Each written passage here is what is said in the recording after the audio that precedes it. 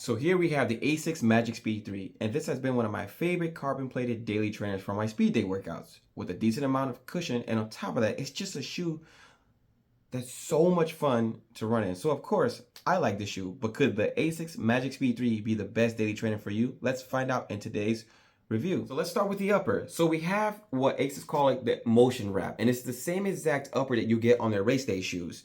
And it's pretty thin, it's breathable, and it's a very snug fit. For anyone that has a wide foot, warning, this shoe is very narrow in general, extremely narrow. Now, I did have to go half size up just to make for sure that my feet fit in here and not get crushed. And even with this half size up, I still feel like it's a bit too snug, but it doesn't affect me that I know of as of yet. I haven't taken this shoe on a really long run, such as like 13 miles. I've always done 6 to 8 miles in this shoe, and it's always been fine for me. And then on top of that, if you have a flat foot, I find the shoe to be pretty good. I have flat feet, of course, so in the area where the arch is at, it's not so aggressive to where it hurts my feet. So I find it okay. Yeah, there's a little bit of arch support where you can feel it slight bit if you have a flat foot. I mean, yes, a flat foot. I don't know what's going on with me. You got the ankle collar. It's a little bit of padding, not too much, but at the same time, it's very comfortable. I've had no problems with it, and I wear low cut socks. I don't wear, I don't like wearing high socks over my ankles. Mainly, I just have hairy legs, and it just gets way too hot for me there. It's bad enough, like my legs get hot anyways from that just running. Let's get to the midsole. You have 2 layers of the flight foam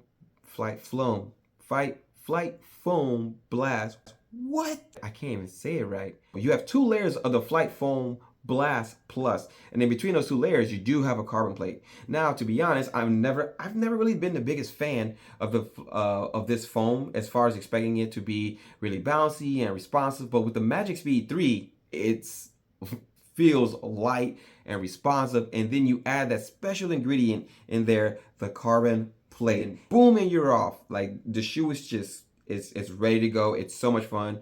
It's light, and then you have a little bit of a little rocker on there. Not too much of a rocker on the shoe. So definitely gives you that a nice pop. Nothing crazy because it's not such an aggressive rocker on it. So most definitely, I feel that plate when I'm running, especially at the toe off. I'm just just flooring it. But when I'm slowing down, I don't feel it that much. And when it comes to the stack height, it's not that high, and it still has a good amount of cushion. We do have 36 millimeter in the heel, 29 in the forefoot, and a 7 millimeter drop. When it comes to the weight, in my size 10.5, it's 8.2 ounces or 233 grams, which is extremely light for me. It's even close or equal to some of those race day shoes out there. That is amazing for a daily trainer. When it comes to the grip, it's got plenty of it, and it sticks. I have no problem with it so far. When it comes to me taking corners, on sand, even on slightly wet pavement, I haven't had any problems where I'm slipping. It just grips and it goes, and I'm pretty sure that grip, the rubber on the shoe, is going to last. It looks like it will, and so far with a lot of the Asics shoes that I haven't really had a problem with any of the rubber fading that fast anyways. Now, with the specs out of the way, what's it like to run in the Asics Magic Speed 3?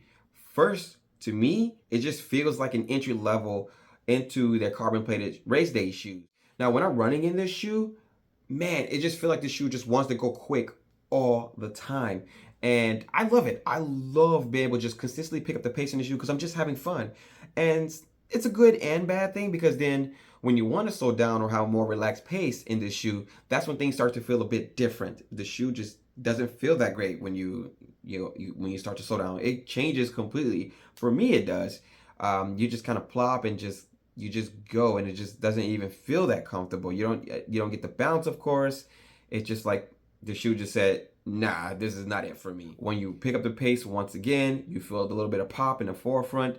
You also feel the shoe just become lighter. It feels like it just disappears because it just feels so light the more you pick up the pace. And the other thing is too, the shoe is just absolutely stable to me. It doesn't feel like that I'm gonna roll my ankle at any point when I'm turning corners aggressively. Even going up and down hills, this shoe just gives me that push to do all of that with no problem. And yeah, it's fun. It's absolutely fun, especially with the foam that I never found to be fun anyways. you know, on their other shoes, as far as like, I think it's on their Nova Blast 3. To me, on Nova Blast 3, it just felt dull. It's like nothing much came from that. And that's crazy because I love the Nova Blast 2. That was bouncy and just it was a live shoe, I guess you can say. Can I say that is a live shoe? It just felt more, just more engaging.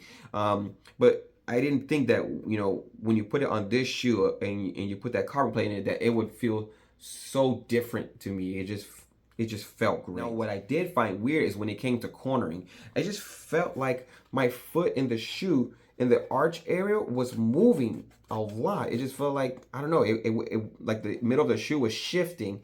So I always felt like the shoe was like kind of like almost like bending like in a direction where it's like that.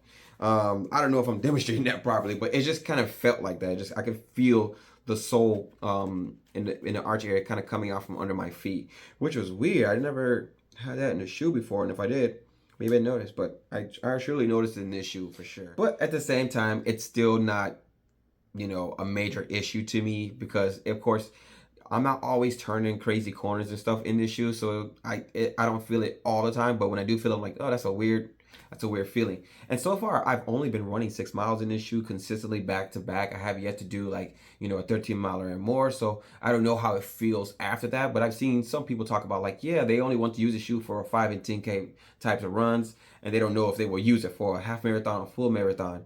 And I don't know. I feel like you could use this depending, you know, on the type of person you are. Like if you don't want to run in a shoe, of course, that has like you know, a tall stack height, and you still want that carbon plate feel.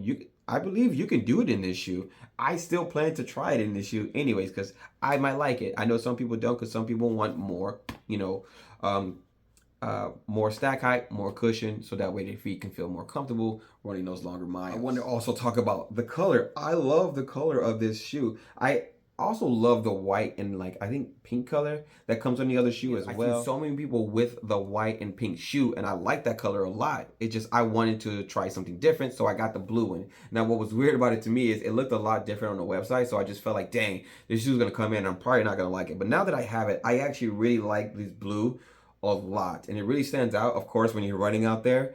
And it's just a really nice color. Nice, the blue and the green. I like the bottom that is green. Man, I wonder how many more people out there are liking this blue color too.